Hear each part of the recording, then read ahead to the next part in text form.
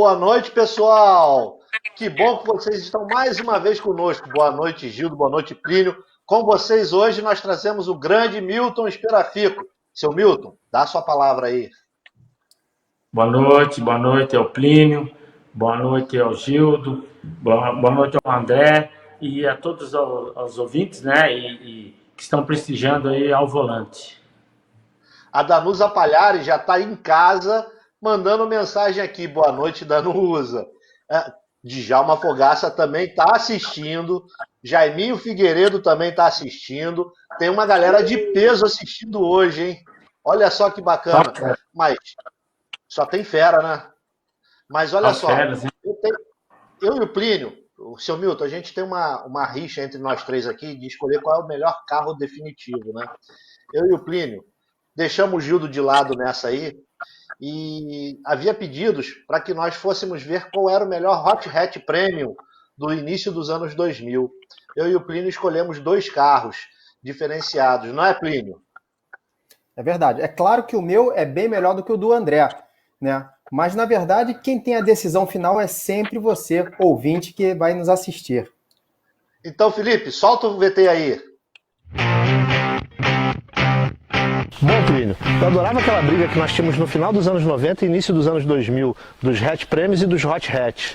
E exatamente por causa dessa briga que a produção do canal pediu para que nós escolhêssemos os nossos Hatch Premium do final dos anos 90 e trouxesse aqui para um comparativo. Ah, se é assim, todo mundo já sabe qual carro que eu vou escolher. BMW 323 Ti. O carro que eu escolhi foi o Audi A3 1.8 Turbo.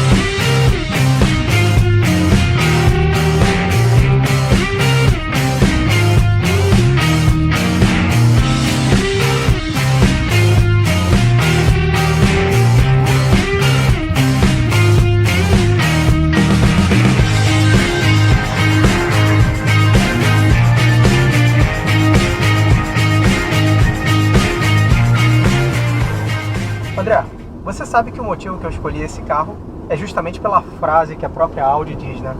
Dominar pela supremacia tecnológica. Esse carro aqui, quando foi lançado, em 1996, o Audi A3, ele simplesmente mudou e criou uma nova categoria de carros, que eram os carros Sportback, né, os carros hatch de luxo. A própria Audi não sabia direito o que ela estava criando naquela época. Ela imaginava que esse seria um carro mais esportivo, mas no entanto ele acabou virando um carro de luxo. E aqui no Brasil, no início dos anos 2000, era um carro qualquer luxo. Todo mundo que sonhava em ter um A3, né, desse aqui. Esse carro aqui, realmente, quando ele foi lançado, hoje ele já está na terceira geração, mas essa aqui que é a primeira geração, conhecida como 8L, né, ele criou esse novo segmento de veículos. Inclusive o 4 portas era fabricado aqui no Brasil. Esse aqui é um 2 portas, ele não era fabricado no Brasil. Esse aqui já está equipado com motor 1.8 turbo, que é exatamente o mesmo que eu tive no passado. O André vai mostrar aí a foto para vocês. O meu eu fiz uma maldadezinha no carro, mas esse carro aqui, ele é o carro de 150 cavalos. E para a galera da preparação, André, é quem prefere esse daqui, por incrível que pareça, do que o 180. Ele vinha no Brasil em duas versões, a 180 turbo, a 180 cavalos turbo e a 150 turbo. Mas a 150 turbo é o carro mais fácil para você modificar e colocar ele com um pouquinho mais de potência. Eu não sei o que você acha desse carro, mas eu gosto muito desse automóvel por duas coisas. A pegada que ele tem, né? A frente justinha, tudo justinho, e esses bancos aqui são maravilhosos. O carro é muito gostoso. Andando aqui nesse carro, quando o dono desse carro aqui, o Hamilton, quando eu pedi o carro emprestado para ele, eu já sabia que eu ia estar fazendo uma besteira, porque eu tenho saudade do meu carro, do meu Audi A3. Esse carro é muito gostoso de dirigir. É um carro que é atual hoje, depois de 20 anos, ele continua sendo um carro excepcional para se dirigir. Ele está muito parecido com o que meu pai teve. Meu pai comprou um carro zero na Jaguar. muito parecido mesmo. Inclusive o mesmo barulhinho de banco aqui, é igualzinho. O que eu tô te dizendo? Esse carro aqui hoje em 2020, ele parece com um carro que a gente andou quando a gente era mais novo, um carro zero, né? O que eu acho legal desse carro? Não sei se você está sentindo. O peso do volante é pesadinho, não é?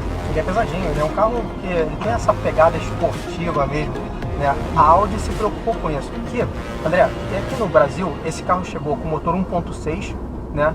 Chegou com motor 1.8 e 1.8 turbo, né? Com essas duas diferenças, 150 e 180 cavalos, né? Além do S3 também, que vinha importado. Aqueles amarelos eram lindos, né? Exatamente. O Belotti até fez uma matéria com um agora amarelo que eu tô doido para ver. É verdade. E aí, o que acontece é o seguinte, esse carro aqui, apesar dele ser o 150 cavalos, ele vem com equipamento que são as rodas de 180 cavalos, que era uma coisa normal, você comprava na autorizada e você já pedia como opcional, né, a roda dos 180 cavalos. O que eu tô vendo aqui, esse carro já tem um câmbio automático bem legalzinho aqui, né? Sim.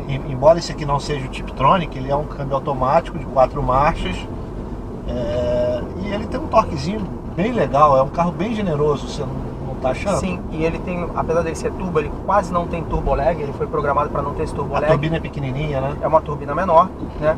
E a programação eletrônica dele também é feita para ele não ter esse turbo lag. E é um motor 1.8, né? Como é que é a pega no volante? A pega no volante é ótima. O que é legal nesse carro aqui é a tecnologia do berço do motor. Esse motor está apoiado num subframe, né? E a suspensão pega logo atrás, as duas buchas da suspensão traseira são mais ou menos parecidas com aquela de BMW, que são 2 parafusos e a bucha grandona presa aqui na carroceria. Isso é legal porque diminui os impactos que o carro passa para você aqui dentro. Então ele pode ter uma pegada mais esportiva, mas ele não te passa todos esses impactos. Você concorda comigo? Concordo. E aí entra aquela questão que eu falei no começo, né? Dominar pela tecnologia. A Audi também botou uma coisa excepcional nesse motor. É um motor 4 cilindros, né? Mas ele é 5 válvulas por cilindro. Ou seja, o pessoal que fica achando que motor 16 válvulas aí é motor moderno, esse aqui é um motor 20 válvulas. Uma coisa que eu estou querendo saber, como é que você está sentindo o carro, a transferência de peso dele nas curvas aqui? O carro é extremamente equilibrado, né? Lembrando que esse carro vem equipado com uma suspensão que a gente chama de tropicalizada. Ele não tem a suspensão europeia, ele vem com uma suspensão especial para rodar aqui no Brasil. Na traseira é barra de torção, né? Mas ele é um carro que torce pouco nas curvas. Ó, vou entrar um pouco mais forte nessa curva, André. Pode ver. É um carro que ele, segue aqui a linha da curva tranquilamente. A frente chegou aqui, encaixou, apontou, ela contornou a curva bem. De novo, olha. Exatamente. É um carro que é um carro equilibrado. A velocidade final desse carro aqui passava dos 200 km, não passava? Passava dos 200 km sim, André. Uma crítica agora desse carro aqui. Eu andei muito atrás no banco traseiro desse carro, porque na época do meu pai tinha esse carro, eu tinha, sei lá, 21, 22 anos. Quando a gente saía a família toda junto, às vezes entrava, eu e minhas duas irmãs aqui ali atrás e apertado demais. Aí eu sofria, cara.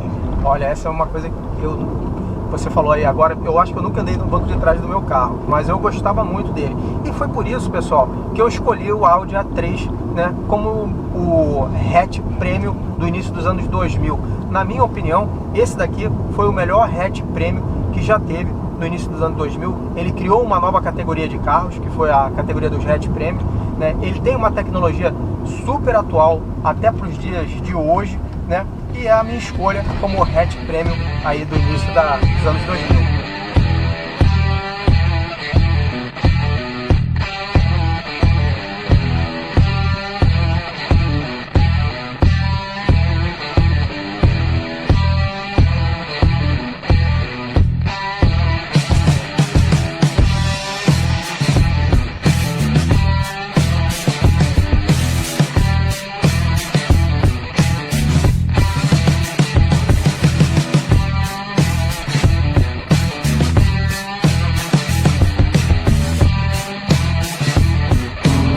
Em casa, Pedro. Você sabe que em 2015 eu ia com a minha 323 todo dia para São Paulo, né? Eu trabalhava em São Paulo, então eu saía do Rio de Janeiro domingo de tarde e chegava lá por volta de 9 da noite, 10 horas. É o carro mais prazeroso que eu tive na mão para pegar a estrada. Ele é muito gostoso de rodar. E essa pontada de frente que esse carro tem aqui é característico das BMWs, né? Olha só, ela já vem o torque, ela aponta a frente, ó, a traseirinha encaixa lá e o carro vem, é praticamente um carro de corrida, né? Um carro mais racing. O centro de gravidade dela baixa, né? A BMW, quando fez esse carro, ela conseguiu fazer um hot hatch de verdade. Essa aqui não é a versão Motorsport igual a minha, é a versão top, com câmbio automático. Ela não é tão violenta quanto era a minha por causa da marcha, né? O câmbio dela com conversor de torque tira um pouquinho daquela pegada mais race, mas o chassi é o mesmo, inclusive como você encaixa ela na curva, ela não toca. Você sentiu que a carroceria, olha só, viu? Quando a produção falou que a gente ia fazer o desafio, né, dos hatch premium do início dos anos 2000, eu tinha certeza, André, que você ia trazer, né, uma compact. Eu só não sabia se você ia trazer a 318 ou a 323, porque eu tive as duas, né? E a 323 a gente sabe que é mais difícil de encontrar, né? Agora, uma coisa que eu acho engraçado nesse carro aqui é o seguinte: o pessoal, eu sinceramente não gosto do design da compact, eu não gosto. Mas agora, quem tem compact é apaixonado por esse carro. Cara, eu acho esse carro lindo, eu acho ele sensacional. Olha a pegada, olha como é que ele encaixa nas curvas, viu como é que ele... Porra, ó, não tem nenhum carro que faz isso, tá tirando a 1M. Esse carro tem um problema: se você entrar forte demais nas curvas, você vai ficar com a traseira lá querendo passar à frente. E ela é muito agressiva. Então, se você não tiver tocada, você sabe que eu quase rodei Interlagos por causa disso, né? É mesmo? Mas falando desse carro aqui, como é que surgiu isso aqui? Quando a Audi estava com o projeto do A3 sendo desenvolvido, a BMW sabia desse projeto e ela não tinha nada para concorrer no mercado. A BMW E30 estava saindo de linha. Aí o que ela decidiu fazer? Pegou a suspensão traseira da BMW E30, pegou a dianteira da E36, levou para o pessoal do estilo lá fazer o design mais ou menos e chegaram nesse conceito aqui. E é por isso que eu não elegi esse carro como o melhor hatch premium, porque quando a Audi fez o A3, ela fez uma coisa baseada em tecnologia, ela desenvolveu um monte de coisa para aquele carro. E a BMW, o que ela fez é o seguinte: ela realmente fez um carro que a gente pode dizer que compete com o Audi, mas ela montou um carro, ela pegou peças, botou esse motorzão 6 cilindros, que, pô, eu adoro motor 6 cilindros, entendeu? Mas ela fez o seguinte: ela fez um Frankenstein. E por isso que eu nunca fui muito simpático com a 323, né? Eu sempre achei ela meio Frankenstein ali. A gente olha de traseira, agora o pessoal, ó, pessoal, eu sou BMW cara também, tá? Mas eu acho ela parecida com o Escort de traseira. Eu vejo esse carro assim, eu vejo o Escort. E no entanto, né, a gente sabe que o Audi que foi feito ali baseado no Golf, ele é um carro diferente. Você observa ele é todo diferentão do que o Golf, né? Um não lembra o outro. Não, mas olha só, esse carro aqui é muito melhor que o A3, não tenha dúvida, porque ele tem um centro de gravidade mais baixo, ele possibilita botar rodas maiores, a suspensão traseira dele é multilink, a suspensão dianteira dela é aquela de bumerangue que a BMW usa, McPherson. Ele tem um sistema de buchas autoajustável, ela tem uma pegada para pista, para autobahn. Ela é um carro que você vai andar 250, o 0 a 100 desse carro aqui é em 7 segundos. E aí tem um detalhe que é interessante, e isso talvez, quando a Audi fez o A3, ela fez o carro internacional, ela sabia que ela iria vender esse carro em todo mundo, tanto é que o 4 portas era produzido aqui no Brasil. E quando a BMW fez esse carro, ela fez para competir mesmo, então ela fez um carrão alemão. Poxa, aquela competição que tem na Alemanha de BMW Compact, cara, é surreal, é muito legal. Tanto é que esse carro veio importado para cá, mas ele veio importado com as suspensões originais dele. Ele não veio tropicalizado que nem o A3 veio, né? Com a suspensão para rodar no Brasil. Esse carro aqui é do Rogério, né? É um amigo meu. Quando ele foi comprar esse carro, ele me pediu para dar uma olhada para olhar o carro. Quando eu olhei o carro, eu falei: cara, se tu não comprar esse carro, eu vou comprar, porque ele tá zero. Ele é um carro que tem hoje 65 mil quilômetros. É sensacional. Aí voltando a esse carro, ele tem, olha os números dele: 0 a 100 em 7 segundos, velocidade máxima 230 km por hora, potência dele são 170 cavalos declarados, mas eu acho que é um pouquinho mais aí se você for aferir no dinamômetro. São 25 kg de torque, é um carro realmente que é empolgante. Olha só como é que eu vou fazer aqui. Eu concordo com você, André. Vê se o A3 faz isso aqui, ó. Olha o torque dela aparecendo. O A3 não faz isso. Mas a grande realidade é o seguinte, são dois carros que mudaram a relação que a gente tem hoje em dia dos carros. Exato, aí vamos falar um pouquinho do comportamento dinâmico desse carro. Esse carro é o seguinte, se você for gentil com ela, guiar ela gentilmente, mesmo rápido, ela é sua companheira. Agora, se você for guiar, que nem o Salgado guiava, você vai morrer. Por quê? O entre-eixos dela é muito curtinho. Com esse entre-eixos muito curtinho, ela fica muito arisca. E aí você tem uma tendência a sair de traseira muito grande. É justamente ao contrário do Audi A3. O Audi A3 ele sai de frente e ele está te avisando que ele vai sair de frente. André, uma boa escolha, mas eu continuo preferindo o Audi. Eu gosto desse aqui. Tchau, pessoal. Tchau, Até a joinha próxima. do Plínio.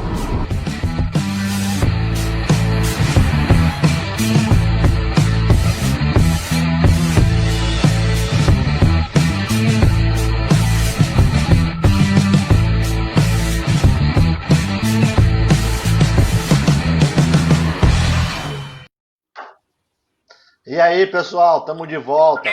Seu Milton, o que você achou? Fala a Rapaz, verdade, eu estou BMW. impressionado. Tá Não, impressionado? eu estou impressionado. Estou impressionado o quanto vocês conhecem de carro. Que isso? É. Mas olha só, é certeza que o BMW é melhor que o Audi A3. É certeza. Gilda, é com você. Como eu fui neutro nessa história, eu vou dizer o seguinte: eu queria ver o Audi com o entre-eixo da BMW para agradar mais os automobilistas de competição que gostam daquele de sair de lá, de fazer aquele drift, aquele negócio de kartinho, né? De entre-eixo curto. Então pronto, vocês não vão brigar por causa disso. Mas eu quero fazer um agradecimento. Para começar, André e Plínio, apresento a vocês uma das pessoas mais incríveis do meio automobilístico. Como desportista, como pessoa, como tudo, Milton Esperafico, muito obrigado por você ter a gentileza, o carinho de nos atender, de estar aqui conosco. Tenho que começar fazendo uma homenagem. Susan, sua esposa, suas filhas, Guilherme, que estão permitindo, me perdoem, roubar um pouquinho o Milton do convívio de vocês, mas ele para nós é uma pessoa também muito especial e é uma forma da gente homenagear a você, Milton, que tanto fez e tem feito pelo automobilismo de competição até hoje. Tem coisas que eu só escutei e encontrei em você, então muito obrigado de todos nós da produção, do André, do Plínio. E eu queria começar, Milton, que você falasse uma coisa que eu escutei, que me contaram, mas eu não acreditei. É verdade que você começou a sua vida de piloto no motociclismo? Exato. Na realidade, eu morava em Vila Nova, que dá 20 quilômetros aqui de Toledo, né? Era realmente uma vila, né? E lá, quando não existiam motos, tinha uma moto a gente chamava de um fumê, era da Souza Cruz na época, dava um jeitinho de andar com a moto dele, e quando eu tinha oportunidade eu andava, e com moto emprestada. Aí eu comecei a perturbar meu pai, com 14 anos eu ganhei a moto, uma cinquentinha, né? Uma SS50. Aí eu queria correr em Cascavel, porque inaugurou em 73, né? O Dilson começou a correr em 73, né? Com o Fusca. E eu queria correr de moto. Daí, e consegui a autorização. Eu tinha, acho que 15 ou 16 anos, eu comecei de moto com a cinquentinha em Cascavel, no autódromo de Cascavel. Deixa eu fazer uma pergunta. Como todo piloto, você tem uma família de pilotos, já sabemos disso. Mas como todo piloto, você começou no kart, não foi? Eu no comecei... automobilismo? Ah, sim, no Depois da moto? sim. Depois da moto, você foi pro kart. Exatamente. A moto foi assim, 75, 76, daí passei bastante 25, e fui correr em Curitiba e outros lugares, Rolândia, até na pista de kart lá, né? Depois, motocross, né? Fiz umas provas de motocross e passei a competir em 80 com o kart, né? Em Toledo, na rua, e tive a oportunidade de correr em Medianeira, depois Guaíra, lá em São Carlos, né? Inauguramos uma pista lá em São Carlos. Araraquara, na rua, em Avaré, foi de kart daí. Agora, eu fiquei curioso com uma coisa. Kart na rua, como é que faz com meio fio? Como é que faz? É perigoso esse negócio. Conta aí pra gente como é que é isso. Na realidade, eu acabei capotando no primeiro ano 2 vezes, né? Em Toledo. Porque o meio-fio, se não existisse, a gente tinha a ideia de colocar sacarias de serragem para amortecer. Aí é que levantava o kart. Aí é que embolava tudo. Se deixasse só o meio-fio, ia dar uma pancada e ia embora, né? Ia quebrar a roda. Então, a ideia era que o saco de serragem ia amortecer. Então, eu em Toledo, na primeira corrida, acho que foi, eu já levei o prefeito com uma escrivaninha, casa de escola, no peito, foi tudo, até parar no poste. Agora, André, eu vou te falar uma coisa. A carreira de kartista do Milton, ela foi curta. Se eu não me engano, você ficou uns 2, no máximo 3 anos como kartista. Foi curto. E você foi para Hot Car ou para Divisão 3? Qual das duas? Na época chamava-se Divisão 3, né? O Dilson estava saindo do Fusca e, na verdade, ele já tinha passado pela Fórmula V, né? 1.300, né? Ele passou. E ele corria com o Fusca. E nós íamos para Mambai, no Mato Grosso do Sul, em 82. Eu falei, ô Dilson, você não vai mais correr com o Fusca? Eu posso correr? Pode correr, aquele troço lá está só quebrando. Aí eu fui correr com o Fusca, aí fiz três corridas em 82, aí em 83 já fiquei campeão paranaense, né, da Divisão 3, e em 84 daí eu corri já com um Voyage, né, aí já chamava-se Hot Car, né, eu fui bicampeão da categoria, na Voyage, e isso foi 83, aí em 85 eu passei para a Fórmula Ford, né. Mas agora voltando aqui no Hot Car, como é que era o grid? Que o Hot Car a gente sabe que era a maior categoria do país depois da Stock Car nos anos 80, no início dos anos 80. Como é que era o grid? Que você chegava, olhava para o lado, estava de um lado o Toninho da Mata, do outro lado o Paulão Gomes, do outro lado estava esqueci o nome dele, o Giafone. Como é que era andar com essa turma? Na realidade, eu não tive a oportunidade de andar com eles porque eu andava no Paraná e eles andavam em São Paulo, né? E a Divisão 3 teve uma corrida que teve em Cascavel, aí sim o Dilson corria na época, correu com o Arturo Fernandes, com aquele pessoal do Sul que vinha para Brasília, o Igor Hoffman, aquela turma boa lá, e ele andou junto. Quando eu andei no Paranaense, nós largávamos em 16, 18 carros, mas era Curitiba, vinha algum outro de São Paulo, mas era mais paranaense mesmo. Gil de Clínio. Aí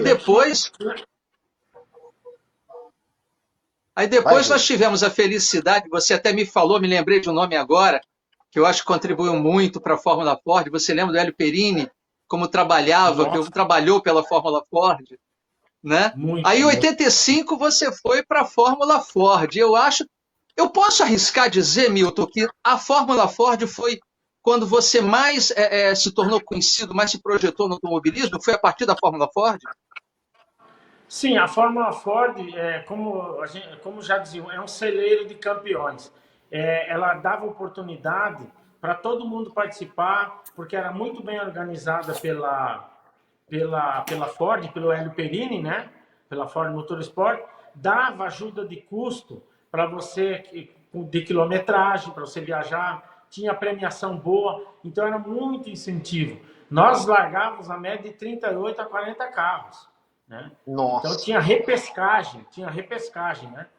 Eu me lembro de uma corrida em Curitiba não, em Florianópolis. Eu ficava impressionado, porque era uma corrida de rua, né? E vocês tinham um alto índice de exigência ali, e as ruas não eram tão boas para um carro de competição. Vocês tinham que saber guiar realmente para correr em Florianópolis com os Fórmulas Ford, porque eles eram muito rápidos, não é? Conta pra gente como é que era guiar nas ruas também o Fórmula Ford. Olha, a Fórmula Ford em Florianópolis até que era bom, porque nós tínhamos umas curvas mais de alta, só tinham uns hairpin, né, que colocava a primeira, mas a difícil mesmo foi Foz do Iguaçu, na Vila A. Nós corremos 2 anos lá seguidos, o Djalma correu, o Christian, o Fittipaldi correu, naquela que o Christian ganhou, eu fiquei em sexto, então, mas era muito difícil. Foz foi complicado. Foz era complicado. Era muito estreita, muito curtinha, muito difícil. Milton, me diz uma coisa. Você que já andou de motocicleta, kart, Voyage, Fórmula Ford, Fusca, né?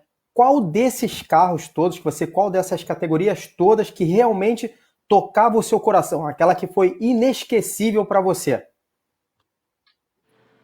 Veja bem, são bem distintas, né?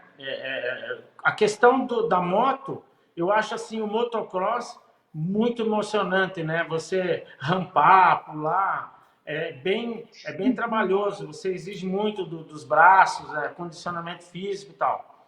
Mas eu acho que a Fórmula Ford me deixou assim, com bastante... Era difícil, porque largavam 40 carros, você tinha que ser muito competitivo, você tinha que estar sempre no fio da navalha. E na realidade, a Fórmula 3, depois eu fui para a Fórmula 3, né?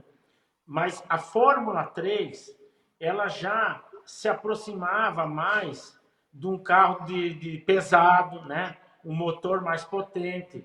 Então, nós que saímos do kart, Fórmula Ford, quando sentávamos no Fórmula 3, já era um carro de respeito. Fibra de carbono.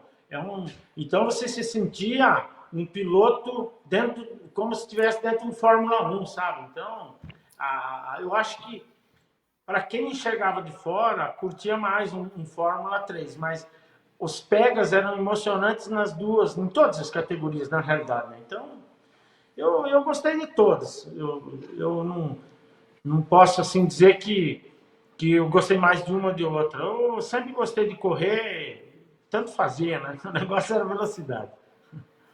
Bom, pessoal, pessoal, boa noite aqui para umas pessoas novas que chegaram aqui. Chegaram a Axa, isso. Paulão Gomes, Ricardo Rezende, Roberto Aguiar.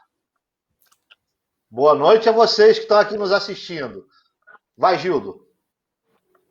Deixa eu fazer um tricôzinho aqui para começar, que é o seguinte: papo vai, papo vem, naquelas prosas das madrugadas com o Djalma Fogaça, eu já escutei ele falar o seguinte,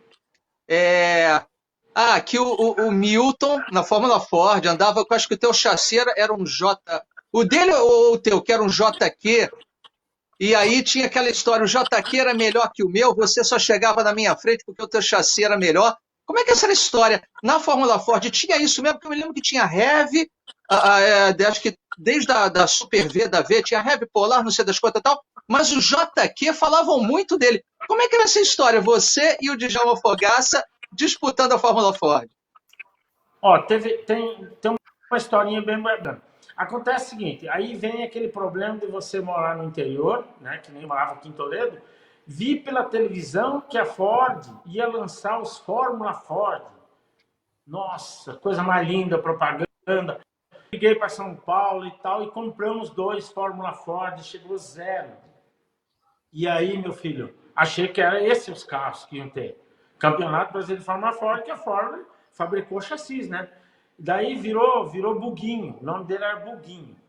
Aí o Alain, falecido Alain, chegou a trabalhar na Colônia já, era muito bom o cara, e na Fórmula 1, né, na Colônia. Ele veio contratado e remodelou, fez o meu Fórmula Ford, ficou um top.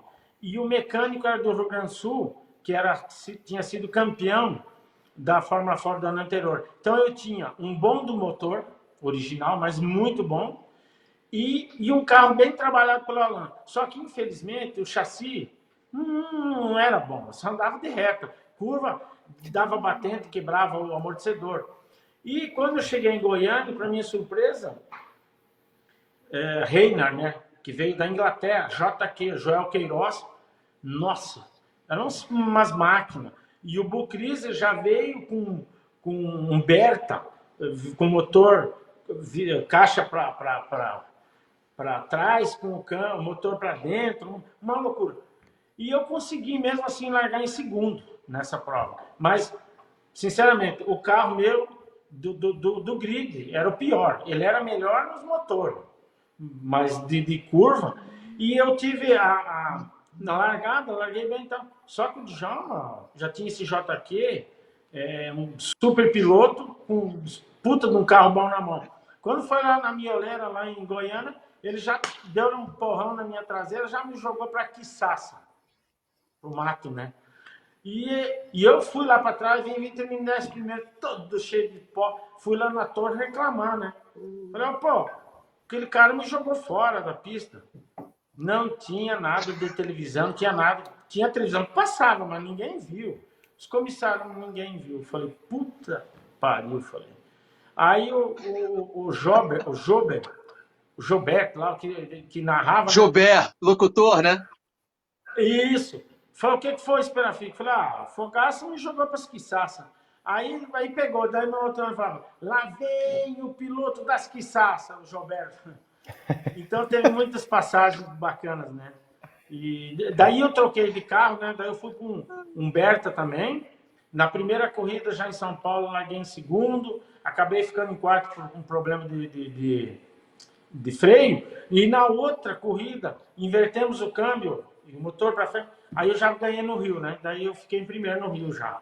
Então eu comecei totalmente errado e passei por outro carro também errado para depois, futuramente, pegar um JQ. Eu acho que se eu tivesse comprado já um JQ, que eu não sabia que existia, eu teria chance de brigar, lógico, talvez brigar pelo título lá já de 85. Mas são coisas da vida, né?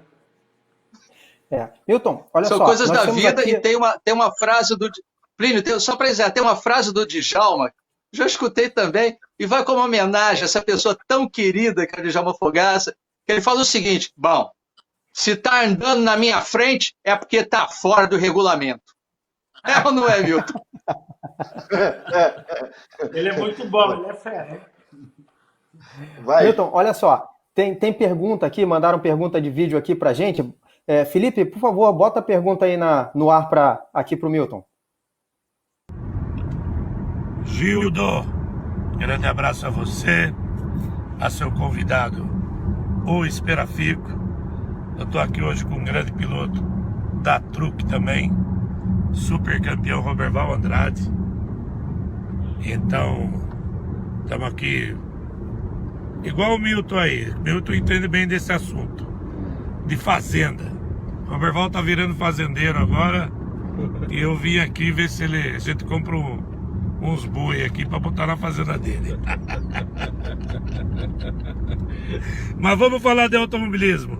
A pergunta é o seguinte: eu fui piloto na minha época que eu era bom, formado nos Fórmulas.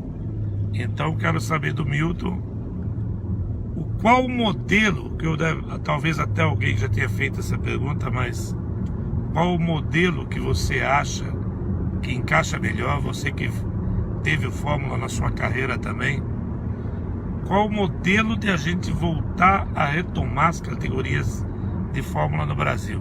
Sem a gente esquecer as que já tem, né? Fórmula V em São Paulo, Fórmula Delta, que é uma categoria nova. Qual é o pensamento do Milton sobre as categorias de Fórmula e formar pilotos no Brasil para a Fórmula 1? E o Roberval? E aí, pessoal, eu tô com Fogaça. Acho que a pergunta é bem interessante, até porque a gente está passando por um processo meio quase pós-pandemia, né? Que todo mundo está com muita vontade, as categorias estão aumentando bastante o grid, apesar de toda a dificuldade de patrocínio. Mas a pergunta é bem interessante, Fogaça, porque como é que fica o futuro do nosso automobilismo no Brasil, né? Exatamente. E mandando a mensagem para o mundo inteiro que o brasileiro tem capacidade de pilotar e ter grandes talentos como já tivemos aqui no Brasil. É isso aí. Então, Milton, nós não sabemos realmente se vai ser candidato a CBA ou não. Então responde isso aí pra gente, meu amigo fazendeiro. Grande abraço a vocês, grande abraço, Gildo, grande abraço ao pessoal que está assistindo aí. Valeu demais. Valeu. Fera, esses dois são feras, hein? Campeões. É interessante essa pergunta. Eu sou apaixonado por Fórmula. Quem passou pelo kart, e eu acho que vai correr no Brasil, pode até ir para HB20, pode ir para marcas, pode levar o caminho do turismo, né? Sprint Racing, a Stock Light e depois ir para uma Stock. Eu acho que é um caminho normal. Eu acho que tem que passar, inclusive, por essas categorias, algumas dessas para chegar no Stock Car. Porque você não vai sair do kart e entrar no Stock Car de 400, 500 cavalos e pouca experiência. Lá tem só fera também, ex-pilotos de Fórmula 1, então, tá. Agora, eu tô com o Djalma Fogaça. Para nós termos pilotos para o futuro, para correr na Europa ou qualquer outro país do mundo, no Japão, aonde tem Fórmula, nós precisamos que os meninos que saem do kart tenham uma categoria de monoposto. Em Fórmula Ford, Fórmula Chevrolet, ou algum apoio de fábrica, mesmo as Fórmula 1600, a Delta. Então, a CBA ajudar, incentivar e fazer com que essas categorias sejam trampolim, que sejam saindo do kart e que vamos incentivar, vamos trabalhar, vamos fazer com que esses pilotos passem por essas fórmulas. Fórmula 1600, Fórmula V, Fórmula Delta. Por quê? Porque ele, em vez de ir para a Europa correr de Fórmula Ford lá, ele faz essa etapa aqui. Com menos grana, menos dinheiro, aprende muito. Eu aprendi muito. Todo mundo que sai daqui saiu bem. O Rubinho correu aqui, de Fórmula Ford, o Christian. E a Fórmula 3 é uma categoria forte, boa, dá muito upgrade, no caso dessa Fórmula 1600 ou Delta, que seja, você pular para a Fórmula 3, você tem a chance de ir lá para a Europa, fazer um ano de Fórmula 3 e já ir para a GP2. Porque você vai sair daqui pronto. Claro, não vai conhecer os autódromos lá. Mas se tu pegar uma equipe boa e você for competir... Ih, caiu. Opa, eu acho que... Não é que veio uma ligação, cortou. Mas, então, na minha opinião, eu sou a favor de termos essas escolas aí para pilotos que pretendem ir para a Europa ou para qualquer outro país, passar pela Fórmula, por um Fórmula aqui, e, claro, tentar fazer com que a Fórmula 3 diminua um pouco os custos e tal, mas eu acredito que se nós tivermos união, trabalho, a gente consegue. Seu Milton, olha só, o Cláudio Caparelli, um amigo nosso que correu de Fórmula, correu de protótipos e tudo mais, está mandando uma palavra no Facebook. Para a categoria de Fórmula no Brasil voltar a funcionar, temos que ter uma F4 no modelo internacional. Você concorda com o que ele está falando? Eu concordo, mas é que a F4 veio para o Brasil, né? O F4. Teria que... Você, talvez... Eles falam porque o custo é muito alto, porque não sei o quê, porque é tudo importado as peças, né? Mas daí foi criada a categoria, tivemos problemas, acabou, Felipe Massa criou, aí foi para o Uruguai e agora teria que fazer um trabalho bem feito, bem grande, ter pessoas sérias, competentes, que fossem administrar isso aí, né? O problema é ter um promotor que realmente... entre lá e não pense no primeiro ano e ficar milionário. O problema nosso é que todo mundo quer ficar rico da noite ao dia. O Jaiminho Figueiredo está falando o seguinte: esse presidente que temos atualmente é muito fraco, estamos mal na mão dele. O que ele já fez até agora é nada. Eu não sei se é bem por aí, mas o que você acha a respeito disso? Está falando do presidente da CBA atual. Veja bem, eu acho ele como pessoa um cara bacana, um cara top, um cara 10. Ele, assim, como não precisa também entender tanto de automobilismo, mas faz parte. Eu, por exemplo, acho que as federações, cada federação do Brasil, tem que apoiar mais a CBA e a CBA apoiar, quer dizer, é isso que eu falo, trabalhar em conjunto. Eu acho que está faltando um trabalho mais sério, mais trabalho em conjunto com todas as federações e CBA junto. Porque não é fácil administrar. Então, você precisa administrar e saber do assunto, entendeu? E cada um vem de um ângulo. E esse ano foi um ano complicado, né? Então, administrar a CBA é complicado porque é uma empresa, né, onde ela tem que ter resultado. Ela tem que ter resultado em todos os aspectos. Você tem que saber administrar ela como empresário e você tem que administrar as corridas, ir nas competições, ver o que está faltando. É bem complicado esse assunto. Milton, a gente tem mais uma pergunta aqui. Temos mais uma pergunta, Gildo, rapidinho. Chegou para você. Chegou para você, vai lá. Felipe, dispara aí o vídeo da pergunta pro Milton, por favor. Olá, pessoal, tudo bem do programa? Muito obrigado pela oportunidade de poder estar participando do programa mesmo aqui de casa e de também poder ter a chance de fazer a pergunta para o Milton. Milton, grande abraço. Bom, acho que todo mundo vai perguntar, mas vou perguntar também. Sendo candidato da CBA, a presidência da CBA, e com a chance de poder vencer e vencendo, quais seriam as diretrizes para o kartismo? Né? Como seria essa gestão? Qual seria o foco? Qual a sua ideia na questão da gestão do kartismo brasileiro? Ok? Um grande abraço, até mais. Apresentando para vocês que não conhecem, André Nicastro, piloto profissional de kart, pessoa maravilhosa, que eu tenho saudade e respeito, ele, a família. Um abraço, muito obrigado pela sua participação, André Nicastro. Super campeão. Conheço ele, anda demais. Prioridade o kart. O kart é a base. Piloto que está na Fórmula 1 vem para casa treinar de kart. Então, tem que incentivar o kart e a CBA tem que apoiar, incentivar e promover, certo? Eu já tive a oportunidade claro, eu além de correr de kart, eu tive a oportunidade de acompanhar todos os meus sobrinhos, o meu filho no kart, o Ricardo, o Rodrigo, o Campeonato Brasileiro. Eu ia de motorhome, dormia nos kartódromos.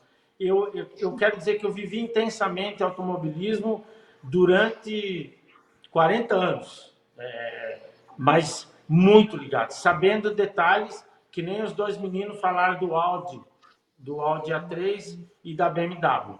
Então, eu posso dizer que é prioridade trabalhar o kart, sabe? Em todos os estados. Eu tive lá no Pará, em Castanhal, acompanhando o Fernando lá, nas corridas lá de kart, muito bem organizado. E claro, eu acho que Santa Catarina, Paraná, São Paulo, o Nordeste tem muita força e tem muitos pilotos bons. Então tem que incentivar o kart. Milton, deixa eu te fazer uma colocação, André. E Plínio, se eu não estou enganado nas contas, a família Esperafico deve estar chegando nos seus 50, eu diria assim, uns 47 anos, ininterruptamente presentes na pista, se não na pista, mas no automobilismo de competição, né? Isso é uma coisa fantástica. E eu também não sei, eu arrisco aqui dizer, se eles também não são candidatos ao Guinness, ao livro dos recordes, porque pelas minhas contas, Dilson, aí Milton, Eloy Fabiano, Ricardinho, Rodrigo, Alexandre, Rafinha, Guilherme, o Arley e o Natan. dizer, pelo menos a gente tem 11 nomes da família aí. E uma coisa que eu acho fantástica, eu sou fã, e a gente aqui enfoca muito, Milton, é como que a pessoa se envolve nisso daí, nesse esporte, né, e a família vem junto. Deixa eu te fazer uma pergunta que eu não sei se já te fizeram. Eu estava segurando aqui, mas fiquei muito curioso.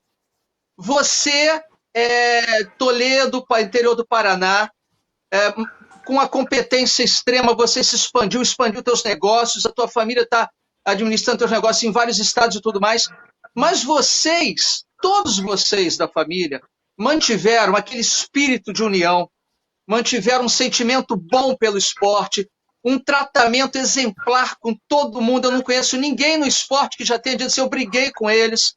Olha, claro, discordância, quem chega na frente e atrás, isso acontece. Mas eu nunca vi ninguém falar mal de vocês. Então eu queria te fazer uma pergunta. Essa coisa do interior ajudou vocês a manterem esse espírito, essa coisa boa, e não se contaminarem por essa disputa tão feroz que tem dentro das cidades? Você acha que é por aí? Eu acho que sim, por quê? Porque a gente vive numa cidade pequena, menor, onde todo mundo se conhece, se respeita, né? E assim, eu acho que é da índole. A gente tem que ter igualdade, humildade. O meu filho mesmo, eu coloquei ele no kart para aprender. Ele não entrou para ser campeão de kart brasileiro, sul-americano. Ele entrou no kart para aprender a pilotar, certo? Desenvolver as aptidões. Tanto que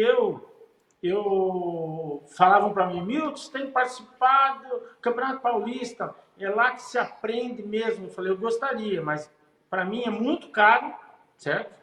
Ele participou do Campeonato Regional, Sul Brasileiro, Copa Brasil e Campeonato Brasileiro.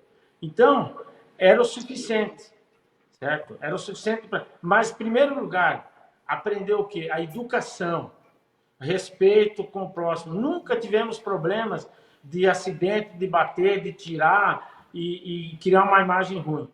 E aí, a maioria que participou com ele também não teve a felicidade de ir para frente, ou não foi campeão. E, no final, você vê que isso daí, se é para dar certo, vai, certo? Mas quantos que pararam no meio do caminho? E foram mal vistos, né? E quantos que foram bem e foram bem vistos? Então, eu acho assim, nós estamos de passagem por aqui. Vamos fazer o bem e não importa quem. E eu percebo que a gente tem muito retorno com isso. Poxa, muito bacana mesmo. Olha só, tem mais uma pergunta de vídeo aqui, Milton. Felipe, pode botar a outra pergunta que chegou. Olá, amigos do Ao Volante. Prazer enorme estar com vocês novamente após aquele bate-papo tão gostoso que rolou na sexta-feira passada. E mais legal ainda estar vendo o grande Milton Esperafico nesse espaço tão importante que cresce cada vez mais no meio da imprensa especializada. Milton, você é um piloto que teve uma trajetória marcante no automobilismo brasileiro. Você tem uma família que é muito entusiasmada pelo automobilismo e, acima de tudo, é um empresário muito bem sucedido. Na última eleição à presidência da CBA, você concorreu e, por uma situação ainda não muito clara, o resultado não foi aquele que todos esperavam. Não vamos entrar em detalhe o que rolou, o que deixou de rolar, porque águas passadas não vão mover esse moinho.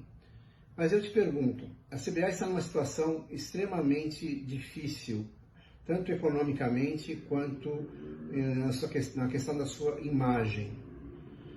Você acha que vale a pena assumir a CBA quando a sede está penhorada ou perto disso, quando o caixa da entidade está baixo e quando as perspectivas de resolver, de colocar a entidade no lugar que ela merece, levam a enxergar uma tarefa das mais difíceis? Vale mesmo a pena? Para todos vocês que acompanharam, Wagner Gonzalez um dos maiores Bola. jornalistas especializados em automobilismo. Segue, Milton. Conhecedor profundo, acompanhou todas as categorias, esteve na Europa, esse sabe de tudo. Ele fez uma pergunta muito boa. Claro,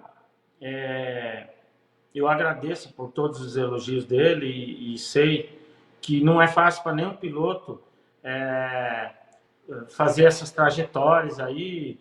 Eu acho que eu fui muito bem, graças a Deus, que nem eu falei, saindo do interior. Muita gente também não me conhece, porque não conhece muito a trajetória da família, porque são de São Paulo e temos muitos pilotos bons, né, no Brasil e em São Paulo. Mas quanto à CBA, eu coloquei meu nome à disposição. Eu não sou o candidato, coloquei meu nome à disposição e pensei e repensei. É uma tarefa realmente árdua.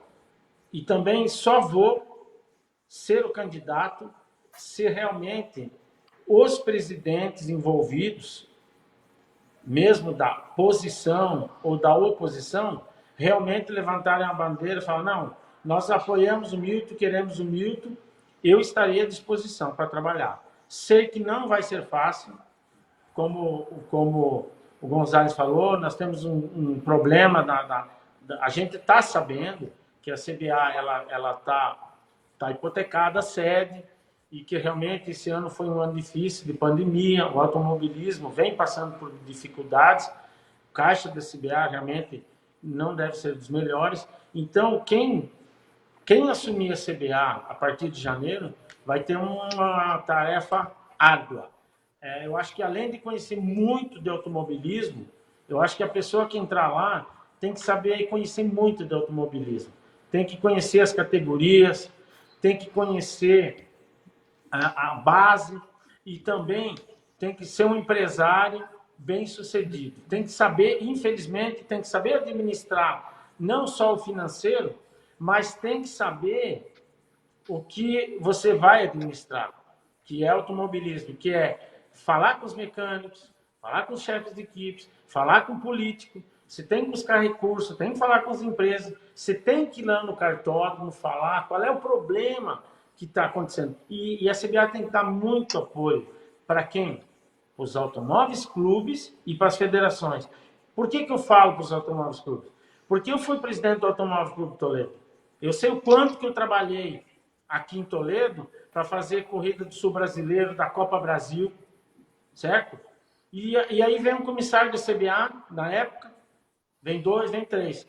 Mas depois vão embora. Nós continuamos fazendo os campeonatos paranaenses, campeonatos regionais, e nós, quem faz automobilismo, não é a CBA. Quem faz automobilismo são os automóveis clubes e as federações. Entendeu? Então a CBA precisa se empenhar um pouquinho mais em apoiar mais os clubes e apoiar mais as federações. Se você pegar Cascavel faz 8, 10, 12 corridas no ano de várias categorias, regionais, Stock Car, Fórmula Truck, arrancada. Então, mas a CBA nem se envolve, entendeu? A Federação Paranaense se envolve e o Automóvel Clube. Então, quem faz automobilismo aqui no Paraná não é a CBA, certo? Mas ela precisa participar mais. Eu acho que a CBA tem que ir lá no berço do Automóvel Clube, tem que incentivar os pilotos, tem que participar de tudo. Errar, os comissários erram, mas nós lá na pista, os pilotos também erramos. Então, eu acho que ser presidente de uma CBA é um órgão máximo, o cara precisa ter muita responsabilidade e trabalhar muito. E é uma tarefa realmente árdua e o cara tem que conhecer muito do automobilismo. Milton, chegou uma pergunta de casa agora aqui do André Baltazar. Ele está me falando o seguinte: se o Milton chegou a correr de força livre no Autódromo de Brasília, o Autódromo de Brasília estava sempre lotado nos fins dos anos 80. Ele queria saber se você esteve lá. Não participei em Brasília, só de Fórmula Ford em Brasília.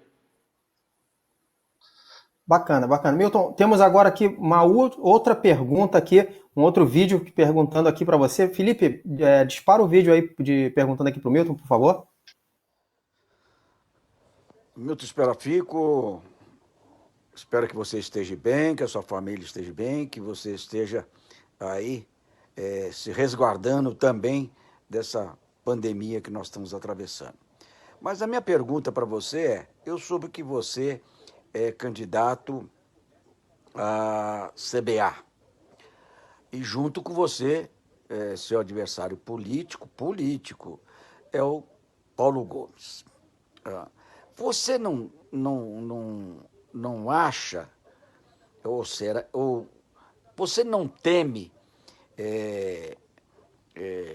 que o Paulo Gomes, com a carreira que ele tem,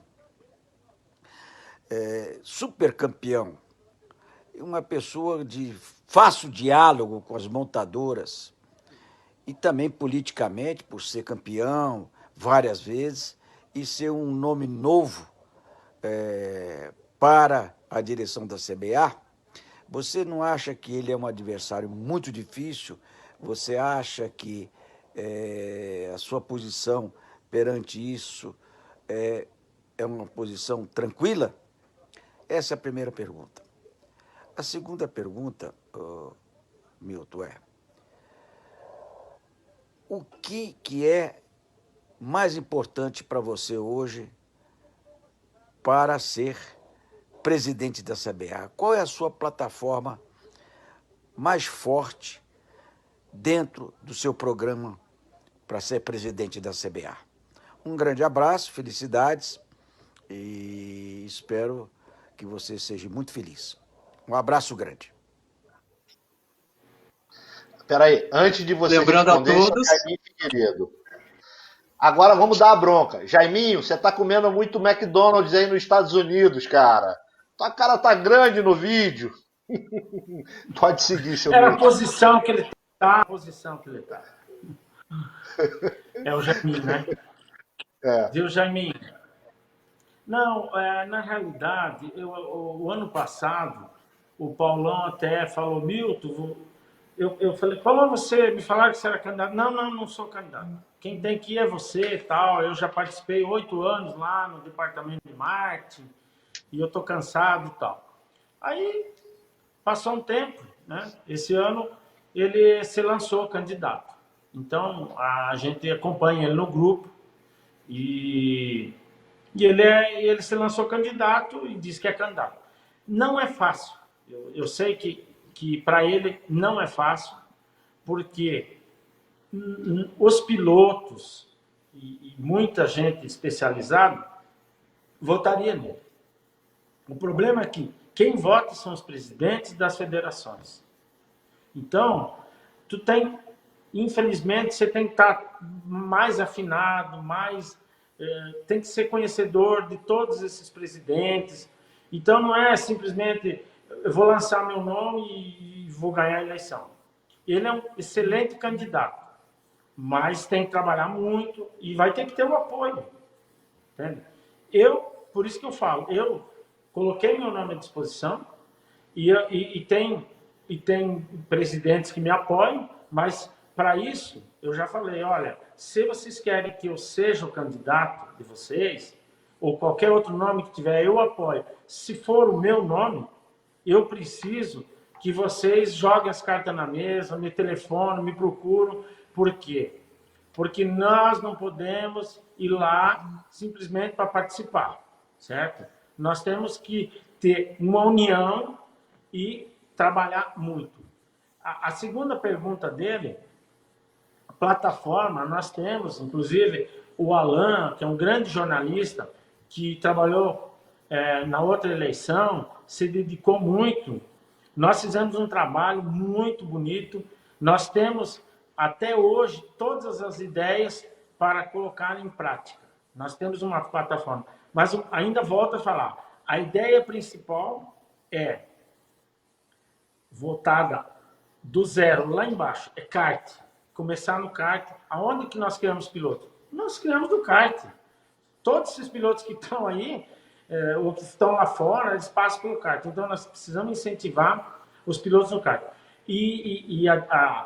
O segredo mais importante para que a CBA vá para frente é uma palavra bem simples. São 2, 3, claro, mas é trabalho. seriedade, honestidade e conhecimento de causa. Milton, deixa eu aproveitar, André. Peraí, Gil. Manda. Vamos mudar o rumo da prosa desse programa, porque ele está indo para um lado político. A gente não falou de competição, não falou de carro. Bom, nós mostramos 2 belos hot hats aí no início do programa, do início dos anos 90. Vamos falar um pouquinho. Seu Milton, qual carro que o senhor tem? E qual carro que você mais gosta? Qual carro que eu tenho e qual o quê? Que você mais gosta? Qual carro que você... Sua paixão? Sua paixão. Eu não gostaria, eu não queria falar, mas você... Eu tenho uma vermelhinha. Então, ó, ela está convocada para fazer um review no programa. A gente quer botar um review dela. É a minha paixão. Qual o modelo dela, seu Milton? 358, 455? Maranello. É uma Maranello F550. Ô, louco. Excelente. Que carrão. V12. Essa aí é V12, é um carrão. Ela tá do ladinho aqui. Conta pra gente como é que é guiar esse carro, porque ele, é uma Maranello com motor V12, hoje já não se faz mais. Conta pra gente, dá uma palhinha pra gente de como é que é isso aí. É uma super máquina, ela tem 485 CV. Como a gente tirou os escapamentos, alguma coisa, ele acredita que ganha uns 20, 25 CV. Os 510 cavalos, né? A final dela é 325 de final, né? Real. E ela tem seis marchas, né? Manual, né? Claro. E você acelerando, ela vai empurrando você no banco, assim, sabe? Dá a impressão que ela vai decolar. Você puxa aí em quinta marcha, 270, 280, aí não tem muito espaço para você puxar marcha, né? Porque não temos estradas para isso, né? Então você tem que se limitar em locais que não tem movimento, em retas, né? Mas não é o meu feitio, andar na estrada. Não é dentro de um autódromo. Dentro de um autódromo. Eu já fiz esses testes, esse teste, mas em pista onde que estavam sendo recapada, tipo indo para Mambai, no Mato Grosso ali, não no Mato Grosso, né? Mas tem uma reta aonde estavam fazendo a estrada não estava liberada para trânsito. E falei com o pessoal, eles liberaram para experimentar. Então, mas ela é em alumínio, né? Ela é muito leve, muito aerodinâmica, então anda demais. Olha só, esse é o primeiro convidado que vai vir aqui e que não tem como criticar o carro dele, hein? Agora, essa não tem mais. Milton, não tem como criticar o seu carro. Foi o concurso, realmente ganhou. Não tem. Ó, eu vou ficar quietinho aqui, não posso falar mais nada sobre isso. Realmente, essa... Eu vou contar uma para o senhor. O Plínio, a gente, há uns 4, 5 anos atrás, nós com nossa turma de BMW e tudo mais, o Plínio tinha uma BMW M3. E ele me leva para um camarada, a BMW M3, você já sabe, ela já tem muitos cavalos, né? Ela tinha 343, era uma E46. Só que ele não era satisfeito com os 343 cavalos do carro dele, mandou fazer uma preparação de cabeçote, injeção e muito mais. Aí ele me traz o carro com 420 cavalos. Aí nós olhamos, então vamos levar. Ela passou para 420 cavalos. Vamos levar para o autódromo, né, para aferir esse carro aqui. Aí ele concordou. Nós conseguimos arrancar o pneu de dentro da roda. De tanto torque que tinha. É muita potência, né? É muita potência. Ô Milton, me diga uma coisa. Você vê que o Brasil é um país de amantes do automobilismo. Cada brasileiro entende tanto de automobilismo quanto de futebol, né? Você vai sempre ter uma prosinha em relação a motor, carro e tudo mais. Aí eu te pergunto, 2 perguntinhas, uma ligada na outra. por que que a indústria automobilística ela não chega mais junto, ela não investe mais diretamente na competição? Será que foi o automobilismo que se afastou da indústria ou a indústria que se afastou do automobilismo? Olha, eu acho que o brasileiro, como você falou, ele é amante de carro, ama automobilismo, ama máquina, ama carro. Então, o que eu vejo? A mídia, a propaganda na televisão dá bastante retorno. Então, eles jogam esses gastos tudo na televisão. E também, eles já pagam bastante imposto, né? Vai muito para o governo o imposto do carro. Mas, talvez agora, quem sabe no futuro próximo, quando não se tem que ter mais oferta. O problema é que compra-se carro no Brasil, compra-se muito carro, então eu acho que eles vendem fácil, entendeu? Então talvez um pouquinho mais de trabalho em cima das montadoras, ir lá visitar, conversar. É um trabalho difícil, realmente. A gente sente a falta de umas montadoras, né? Porque elas são fortes, elas têm interesse. A gente já está vendo isso na Stock Car, né? Que entrou a General Motors, quer dizer, nunca saiu, né? Mas agora entrou a Toyota, as de combustível estão lá, né? Shell, Chaco e a Petrobras. Então nós precisamos se apegar e nós precisamos divulgar, nós precisamos trabalhar e divulgar o produto. Não sei. Agora, você está falando de uma palavra comunicação. Aí eu te pergunto, essa eu vou dar uma alfinetadinha, André, Plínio. Milton, falta jornalista especializado, falta imprensa especializada no Brasil em volume para poder mover a máquina do automobilismo junto da indústria? Olha, é um trabalho, não é só isso, porque nós temos bons jornalistas. Infelizmente, as empresas, elas querem o que é mais fácil. Por exemplo, a televisão, vamos falar de televisão, né? A televisão, por que ela mostra futebol? Porque ela vai lá, compra o Campeonato Paranaense e daí ela tem que mostrar para poder vender. Então ela começa a mostrar e vende. Ela paga 20 milhões para cada time, certo? E vai cobrar 100 do patrocinador, de cada patrocinador. Então o que vai acontecer? Ela compra o evento e ela vai vender. Mas para ela vender, o que ela faz? Ela tem que mostrar 24 horas. E aí o cara fala assim, você vai patrocinar a Stock Car ou vai patrocinar o futebol? Ué, o futebol dá mais retorno. Mas dá mais retorno por quê? Porque ela foi lá e comprou e mostrou e vai continuar mostrando 24 horas e vai vender. Se parar de mostrar futebol, vai lá, compra automobilismo e mostra dia e noite, o futebol vai enfraquecer, o automobilismo vai crescer e vai vender. Então, a televisão, mesmo o rádio, a rádio aqui de Toledo, ela vai lá em Curitiba acompanhar o time de Toledo. Ela vai correr atrás de umas firmas, pegar R$1.000 cada um, ela dá um jeito. Agora, ela não vai ali em Cascavel falar de automobilismo. Então, nós temos que tentar mudar isso. Nós temos que trabalhar mais, nós temos que todo mundo se esforçar. Não vai cair do céu. Seu Milton, acabamos de receber uma pergunta aqui do André Baltazar. Ele fala, Hamilton, Schumacher, Senna, Piquet, Prost, aí ele bota no final, ou Speed Racer. Quem era melhor? Speed Racer eu vou tirar, tá, Baltazar?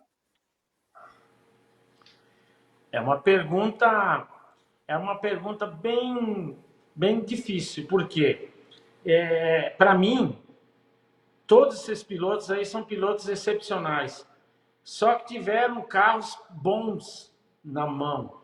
Então funciona assim, 85% é equipamento, 15% é piloto, certo? E hoje até menos, é 10%. Agora, existe aquela diferença de piloto? Existe. mas é 1/10, 2/10.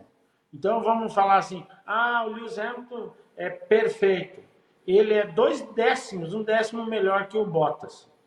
Agora, ele pode ser igual ao Leclerc, só que o carro dele faz a diferença. Mas ele é um puta de um piloto, então eu respeito todos esses pilotos, porque, amigo, são épocas diferentes, são carros diferentes, entendeu? Então não tinha quem ganhasse da Ferrari naquela época. A Mercedes agora, se colocar o Lewis Hamilton andar na Ferrari e colocar o Vettel na Mercedes, ele vai andar lá na frente e o Lewis Hamilton vai andar lá atrás. Vamos apimentar essa brincadeira aqui agora. O senhor viveu nos anos 80 o automobilismo intensamente, né? Porque estava mudando as categorias, crescendo, aquela coisa toda. E nessa época a gente tinha Nelson Piquet correndo na Fórmula 1, e aqui na disputa de marcas e pilotos nós tínhamos grandes nomes como Andreas Mateis, Paulão, Chico Serra, Ingo Hoffmann, e nós víamos que na Fórmula 1 a disputa sempre foi um pouco desigual dos times grandes com os times pequenos. Aqui, dentro do automobilismo nacional, a coisa era meio que na raça, um deixando a lata do carro no outro. O que você acha que faltou para o pessoal que saiu do automobilismo regional, que eles passaram na Fórmula 1, como Chico Serra e Ingo Hoffmann, ter se firmado, e Nelson Piquet, por exemplo, se firmou, e o Ingo e o Chico Serra não? Porque eles são grandes pilotos, tão quanto. Mas aí é que tá, claro. Eles tiveram passagens pela Fórmula 1 pela Copersucar, que eram os carros dos Fittipaldi. Só que os carros dos Fittipaldi tiveram umas corridas de sucesso, mas não era o melhor carro, entendeu? Foi só o simples fato deles fabricarem o carro e levarem para lá e correr é um grande feito. Mas chegou a terminar em segundo lugar, né, o Reutemann. Mas o Ingo correu de Copersucar, ele não teve um carro à altura para ganhar a corrida, entendeu? Mas nada disso tira o talento dele. Tenho certeza que se ele fosse correr numa Brabham na época, ele estaria com certeza com excelentes resultados. Aí que eu falo, nós pilotos, nós temos uma diferença muito pequena um do outro. 1/10, 2/10, certo? Um excepcional piloto do outro. Então, a questão é equipamento. Você vê, o Felipe Drogovic está tirando leite de pedra. O Piquet também, Piquezinho. O Samaia está numa equipe mais fraca.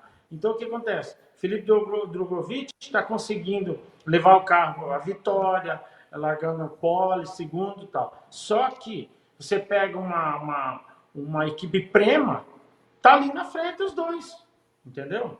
Então, de repente, aquele piloto que está lá na Prema é tão bom quanto o Felipe, ou ele é 1/10 pior, só que o carro dele compensa 2/10 melhor. Aí, olha só. Bom, então olha só, calma aí. Eu não vou poder perder essa chance.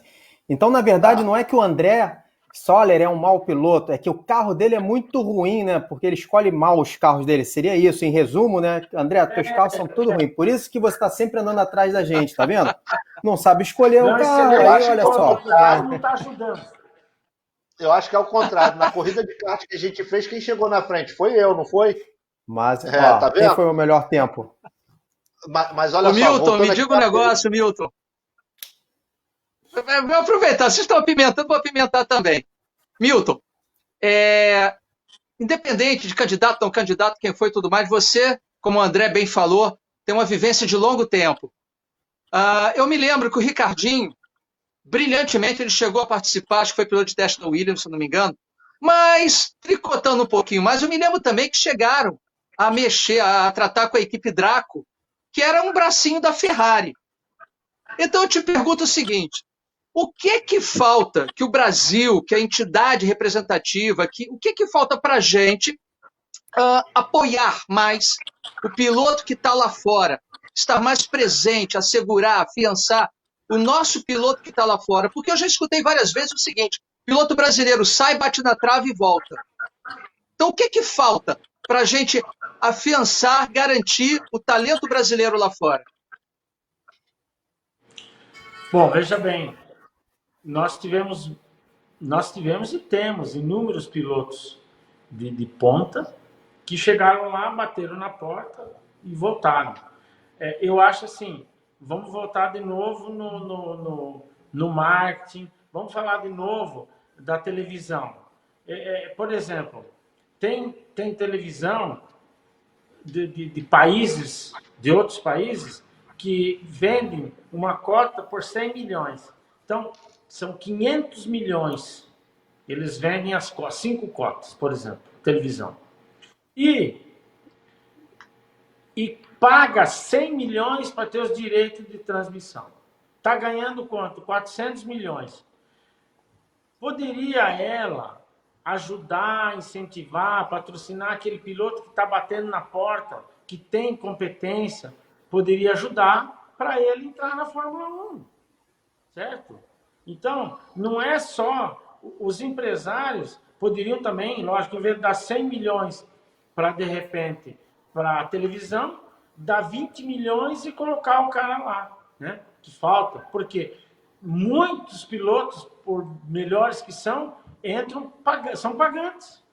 Aí entram lá e se firmam. Uns não se firmam, porque pegaram a equipe errada. Então vem aquele problema do retorno. Eu vou gastar 20 milhões, meu cara não vai me dar retorno. Eu prefiro dar 100 que a televisão me dá retorno. Entendeu? Ô Milton, o Rafael Pires comentou lá embaixo assim: desculpa, algo vago no meu comentário.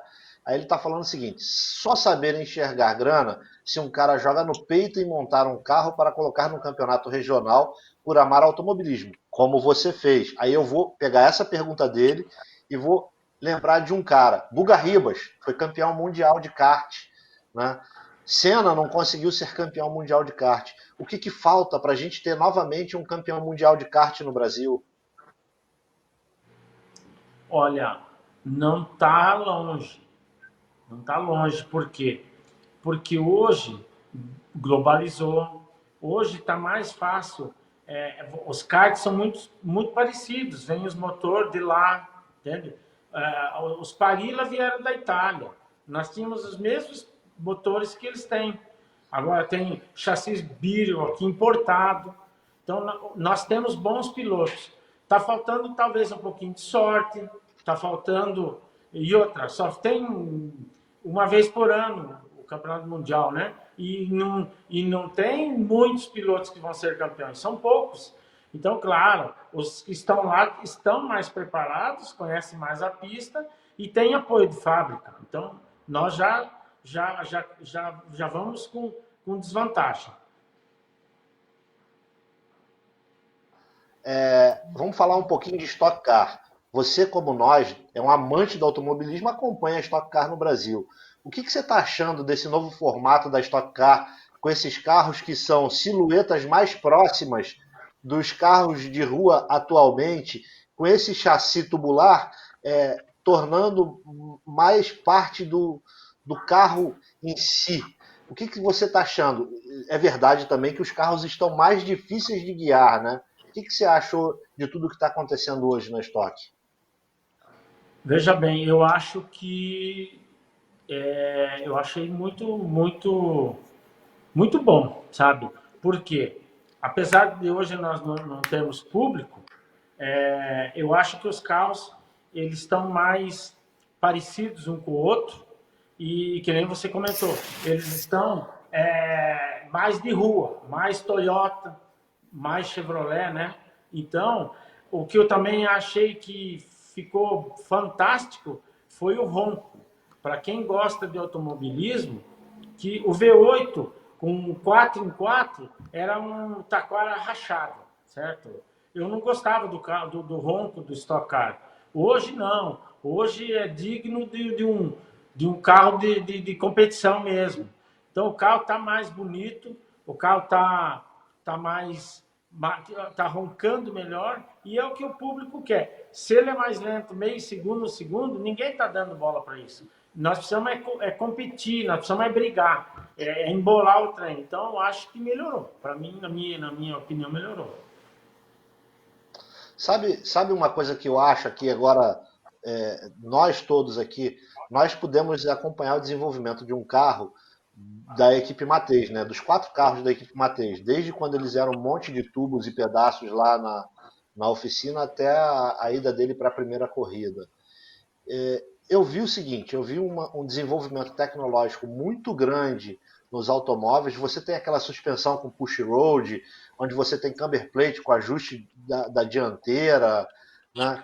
Você tem esse desenvolvimento que a categoria investiu, se equiparou ao que é feito lá fora, e ao mesmo tempo você tem ela amarrada com o mesmo motor V8 para todos os carros e equilibrado, né? E isso deixou uma categoria muito competitiva. Faltava esse apelo para você poder ter um patrocinador forte, né? E agora ela tem 2, que é a Toyota e a General Motors. Mas eu acho que está faltando uma terceira e uma quarta marca. Você não acha que deveríamos ter mais 2 marcas para ficar mais bacana esse campeonato? O ideal é 4, 5, 6. O problema é que é aquilo que nós falamos.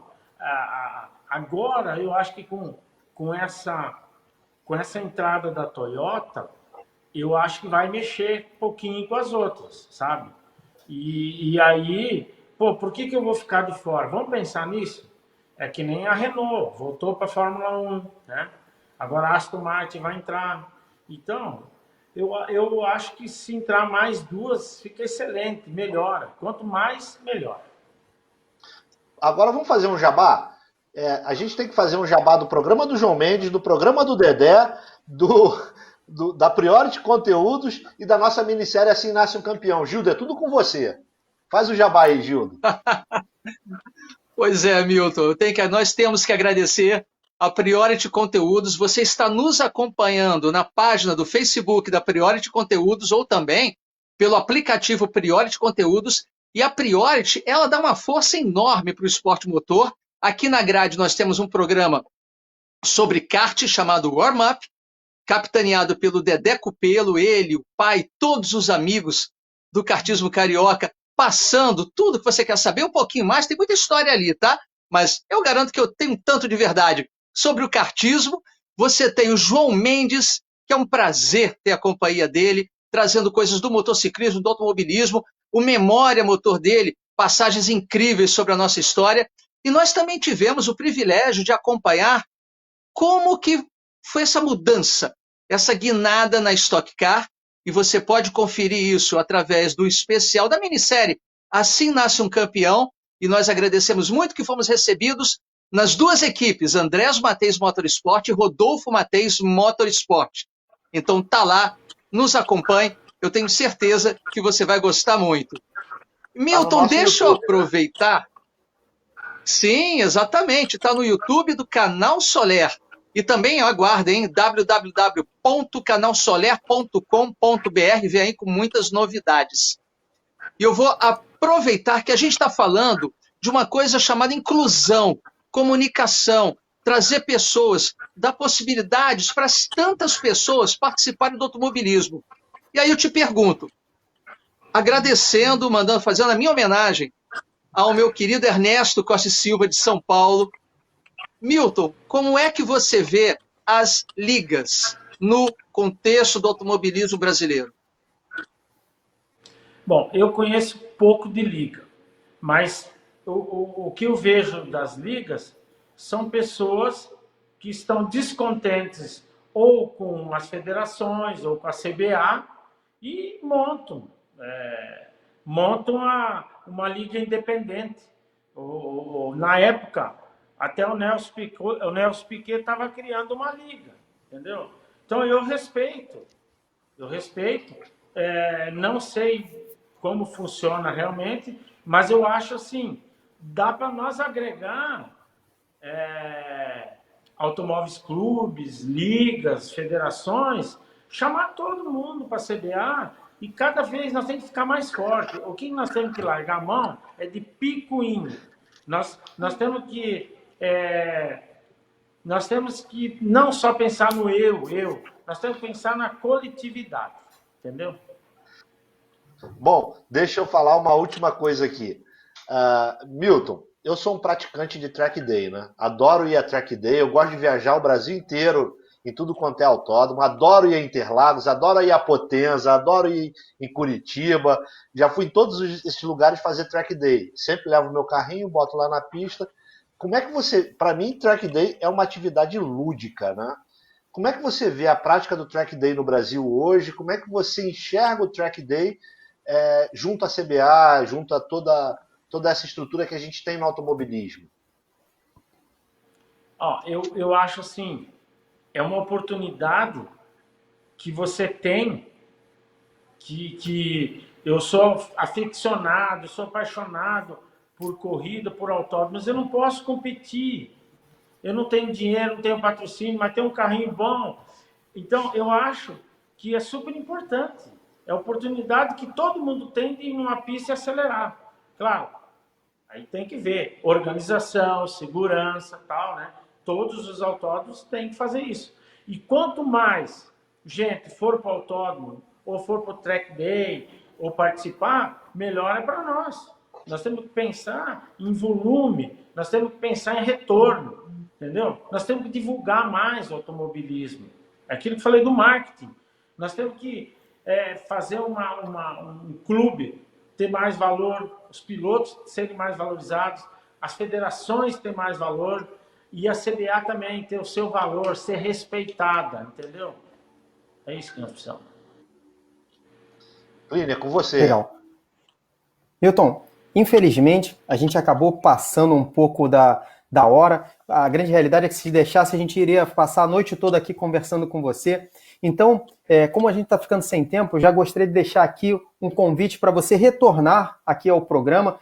Tem muitas perguntas que, infelizmente, nós não pudemos ler, não deu tempo. Pessoal, me desculpe, quem mandou pergunta aí, as perguntas não foram lidas, mas a gente promete que vai fazer um novo programa, trazer essas perguntas, convidar de novo o Milton. Foi uma satisfação ter você aqui. E eu gostaria de passar para você, né, a palavra, para que você pudesse se despedir de todo mundo que ficou aqui acompanhando a gente durante essa noite fantástica. Então, eu quero agradecer primeiro ao volante, né? Ao Gildo, que me convidou, a você, André, ao Plínio, que realmente foi um bate-papo muito gostoso. Teríamos, que nem você falou, horas e horas para falar. Não quero ficar aqui falando da minha pessoa, mas sim falar de automobilismo. Nós temos muito para fazer, muito para dar, e eu tenho certeza que vocês estão colaborando muito com isso, para isso. Obrigado. Gildo. Da mesma maneira, eu tenho certeza que foi uma honra para todos nós, para mim, para o Plínio, para o André, ter você aqui conosco.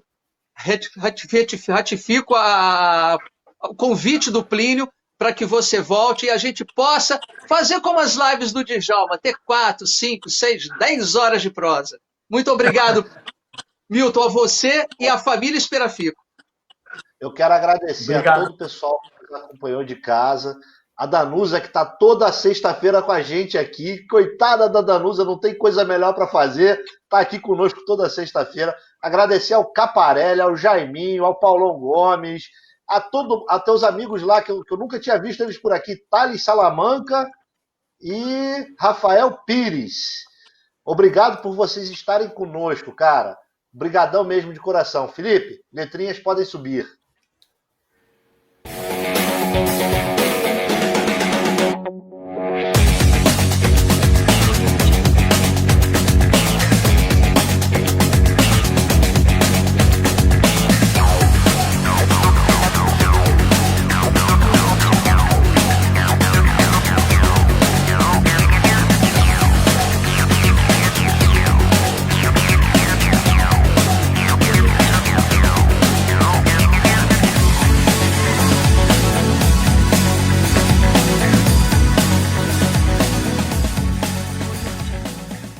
A Priores Conteúdos tem como missão levar até a sua casa conteúdos dos mais diversos nichos dentro de um app leve, simples e fácil de mexer.